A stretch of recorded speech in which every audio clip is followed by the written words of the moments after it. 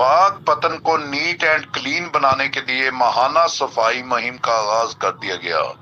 شہر کو 9 سیکٹرز میں تقسیم کر کے میونسپل اہلکاروں کو صفائی پر مامور کر دیا گیا۔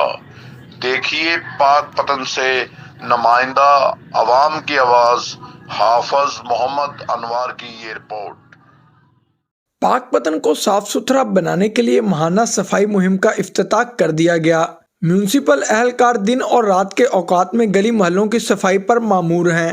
کوئی شک نہیں ہے کہ ہم بے شمار قسم کے مسائل ہیں، صفائی کے حوالے سے ہیں، ڈرینز کے حوالے سے ہیں، سیور لائنز کے حوالے سے ہیں، لیکن جو بیسٹ پاسبل ایفرٹ ہو سکتی ہے انشاءاللہ آپ دیکھیں گے کہ ہماری ٹیم جو ہے جو کہ ہائیلی موٹیویٹڈ اور ایکسپیرینسڈ بندے ہیں، اچھا کام کریں گے۔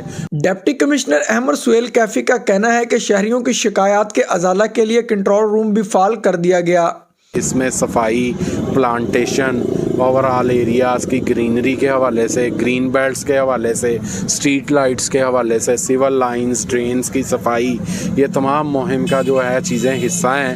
مہم کے دوران پارکوں کی تعزین و آرائش اور سٹریٹ لائٹ کی مرمت کا کام بھی جاری ہے۔ انتظامیہ افسران پر امید ہیں کہ ماہ فروری کی صفائی مہم شہر کی خوبصورتی میں اضافہ کرے گی۔